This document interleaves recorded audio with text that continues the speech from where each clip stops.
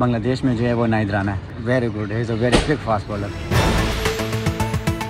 সাকিব আল হাসান কিংবা তামিম ইকবাল নন মুশফিক মাহমুদুল্লাহ লিটন কিংবা মুস্তাফিজও পাকিস্তানি এই নেট বোলারের পছন্দের ক্রিকেটার কিনা নাহিদ রানা।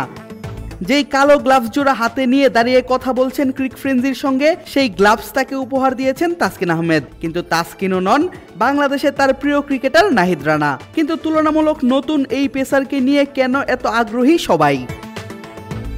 একটু পেছনে ফেরা যাক।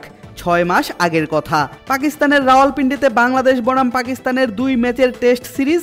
সেখানে শান মাসুদের দলকে ঘরের মাটিতে হোয়াইট ওয়াশ করে বাংলাদেশের টাইগাররা। একাদশে খেলেন তরুণ পেসার নাহিদ রানা। আর তখনই রানা নজর কাড়েন সবার। কিভাবে?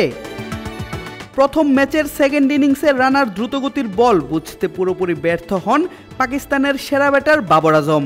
ইনসাইড এজড হয়ে বল আঘাত করে এই ব্যাটারের লেগ স্টাম্প। দ্বিতীয় ম্যাচের দ্বিতীয় ইনিংসে ঠিক বিপরীতধর্মী আরেকটি বলে বাবরকে আবারও আউট করেন রানা। ফোর্থ স্টাম্পের বল বাবরের ব্যাটে লেগে হয় আউটসাইড এজড। স্লিপে দাঁড়ানো ফিল্ডার সাদমান ইসলাম লুফে নেন সহজ ক্যাচ।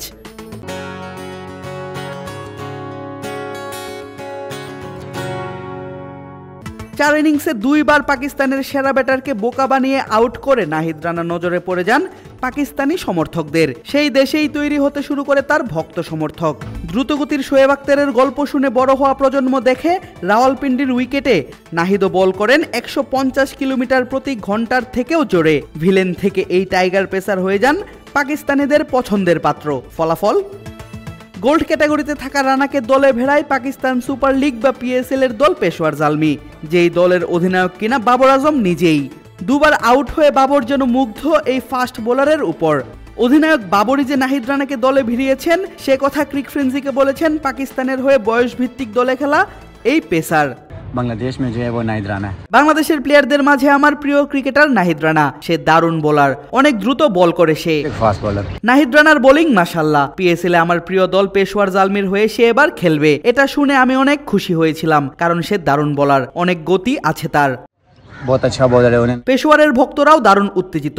রানা অনেক ভালো বোলার। সর্বশেষ সিরিজে সে বাবর আজমকেও আউট করেছে 2 বার। এ কারণেই বাবর তাকে নিজের দলে রেখেছে। আমরা সবাই অপেক্ষা করছি তাকে পেশোয়ার জালমির হয়ে খেলতে দেখতে।